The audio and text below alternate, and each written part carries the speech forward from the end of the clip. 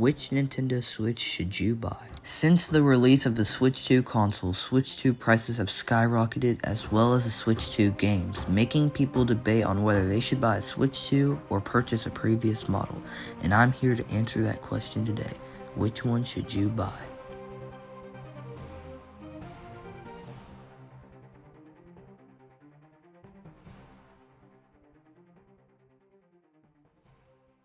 Starting with the original Nintendo Switch.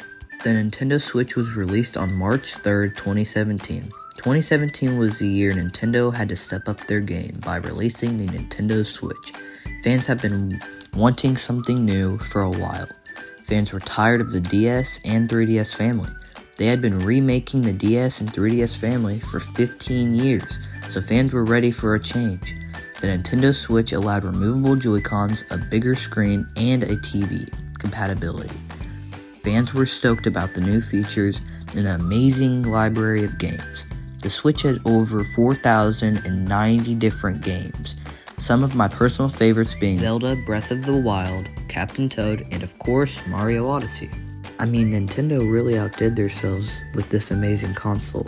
Back then, it was ahead of its time, having the ability of viewing at 720p or 1080p in dock mode, being the first handheld ever to run 720p on a handheld software, making it the go-to console.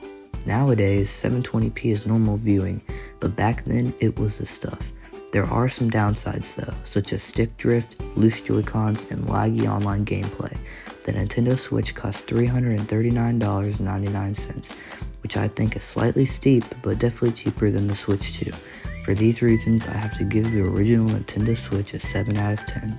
Next up is the Nintendo Switch Lite, released on September 20th, 2019, just 2 years after the original, and I just gotta say wow. I mean, sure, the Switch Lite may not be able to dock or have removable Joy-Cons, but it is the most comfortable version for both big and small hands in my opinion. Now, this isn't like the original. They are similar but also very different. The Switch Lite comes in various colors: blue, gray, yellow, pink, red, and more.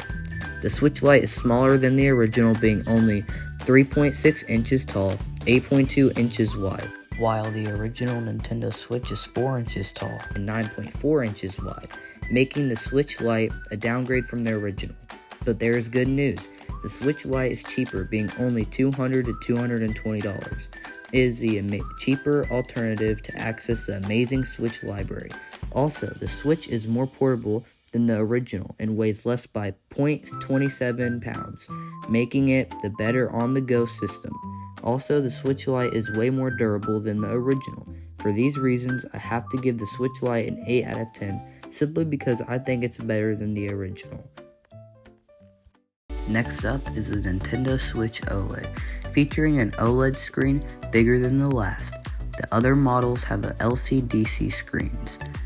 The Switch OLED has a slightly longer docking station that lights up when connected to a TV. It also has a built-in LAN port for wired internet, replacing one of the USB-C ports. Other than that, it's just the same as the original. You can even use Nintendo Switch Joy-Cons on a Nintendo Switch OLED. This model is strictly better for viewing. Games have higher contrast, advanced graphics, deeper and lighter colors variety, and slightly bigger screens. At 7 inches, which is 0.8 inches bigger than the original, great for most premium viewing. The Switch OLED costs $375 to $400. New.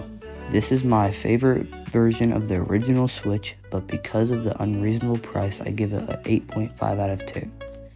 Oh yeah, also I forgot to mention that there is a way bigger adjustable kickstand, which can be used for different viewing points. Unlike the last console, the Switch Lite doesn't even have a kickstand, and the original Switch has a kickstand that easily breaks off.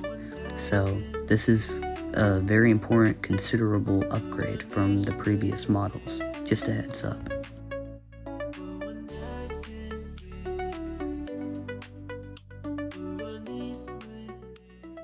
Lastly, the one you guys have all been waiting for, the Nintendo Switch 2. In my opinion, the Nintendo Switch 2 is an outstanding console, running 60 FPS, 1080p, and handheld. and 120 FPS with 4K viewing in dock mode. I mean, Nintendo did not let us down. The screen is 1.7 inches bigger than the original, and there is a built-in microphone, bigger Joy-Cons, upgraded fan system, and even Joy-Cons can be used as a mouse. Great for online games like Fortnite or Rocket League, but I'm glad I do not own this console, because if you mod your Switch 2, Nintendo themselves will brick your Nintendo Switch 2. For those who don't know, you cannot play your Switch 2 if it is bricked. Bricked means Nintendo themselves will completely power off permanently your console. Great for regular people, but those who wish to mod, I'd hold off on it. It's in the end user license agreement. Another reason why I don't want a Switch 2 is because the Switch 2 library sucks. The only decent games are Mario Kart World, Donkey Kong Bonanza, and Yoshi and the Mysterious Book. The rest are just remakes of Switch games. Personally, I would hold off on the Switch 2 because it costs $450 and is expected to rise in value. To me, I would hold off until the Switch 2 library expands. I'm not saying it's a horrible console by any means, but to me, 3 Switch 2 games isn't worth $500 console. Not to mention each Switch 2 game costs $80 to $150 each, which is a 33% increase from the original games. For these reasons, I have to give it a 6 out of 10. If this video was helpful, be sure to like and subscribe and turn on notifications for future review videos. I'll see you guys in the next one. Peace out. Leave a comment down below on what you guys want to see next. Until then, see ya.